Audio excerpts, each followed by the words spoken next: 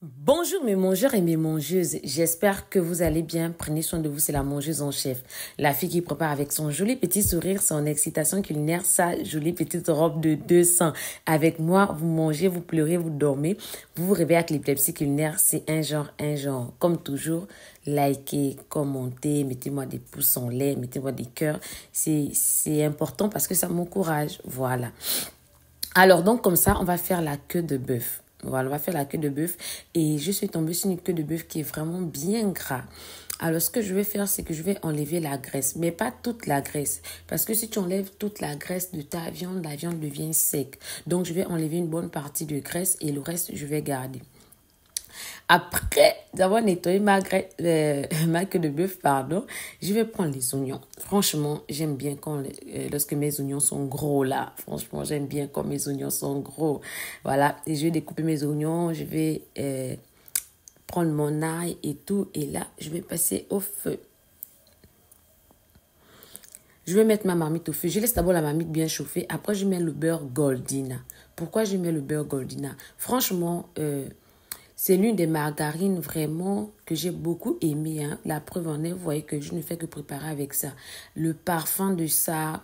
Hein, non, franchement, Goldina, là, l'odeur. Et c'est crémeux.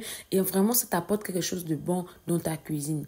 Et là, je vais mettre boubouet saveur viande. Je vais mettre juste un peu de sel. Et je vais mettre mon ail traditionnel. Je vais tourner. J'ai des mangeuses qui disent qu'elles ne supportent pas l'odeur de l'ail traditionnel parce que c'est fort. Moi, à chaque fois que je prépare avec l'ail traditionnel, on ne ressent pas l'odeur. Franchement, pour quelqu'un qui ne mange pas l'ail traditionnel, ne saura même pas que j'en ai utilisé. Parce que je mets un peu, on ne met pas beaucoup. On met juste un peu parce que c'est très bon dans la viande, c'est bon dans le poisson, c'est très bon dans les légumes. Donc, je vais laisser d'abord ma viande mijoter. Ensuite, je vais ajouter de l'eau. Voilà. Moi, je vous ai toujours dit, quand tu fais bouillir quelque chose, l'idéal est de mettre un peu l'eau. Si tu as la possibilité d'ajouter l'eau, au fur et à mesure, tu ajoutes. Mais ne mets pas beaucoup d'eau, tu vas remplir la marmite parce que tu dis non, la queue de bœuf est dure, je dois mettre beaucoup d'eau. Non. Tu mets un peu d'eau, l'eau ne doit pas vraiment dépasser la viande, à même limite. Tu laisses cuire. Et là, j'ai ma tomate pelée, j'ai mes champignons, j'ai mon chou, j'ai ma tomate en fruits.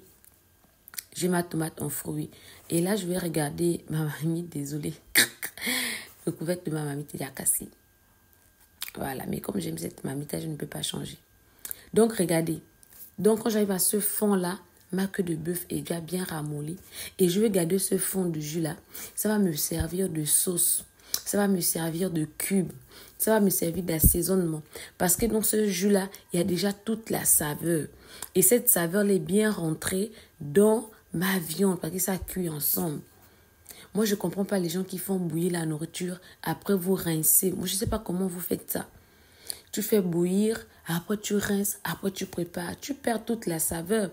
Et là, je vais faire revenir Goldina avec les oignons et le chou.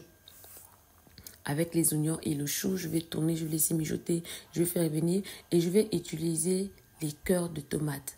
Uniquement les cœurs. Pour cette recette-là, je n'ai pas utilisé le jus de la tomate pelée. Je n'ai pas jeté, j'ai mis au frais, j'ai conservé, j'ai mis au frais. Mais pour cette recette-là, je ne voulais pas le jus de la tomate. Voilà. Et vous voyez, je renverse ensuite ma queue de bœuf avec le fond de jus là. Comme ça, le fond de jus là sera bien mélangé avec les champignons, le chou, avec la tomate, pour que ça soit ma soupe, que ça soit ma viande, ça a la même saveur, ça a le même goût. Donc l'étape de bouillir, c'est vraiment l'étape la plus importante pour réussir ton plat. Voilà, donc là je vais laisser mijoter quelques minutes et c'est prêt. Ensuite, je vais prendre ma marmite de table, les mangeuses. Moi, ma grand-mère, quand elle préparait souvent pour son mari, elle ne servait pas son mari dans l'assiette. Elle avait des marmites et des assiettes spéciales pour faire la table avec. Et moi, j'ai grandi avec ça et je trouve ça génial. C'est pas toutes les marmites qu'on doit mettre au feu. Voilà. Et puis, voilà, on ne sert pas tonton Rigobert tout le temps dans l'assiette. Voilà, hein. Ça peut arriver une fois en passant, mais le plus souvent, tu mets dans une belle marmite comme ça, tu déposes à table. Tu laisses tonton Rigobert se servir seul.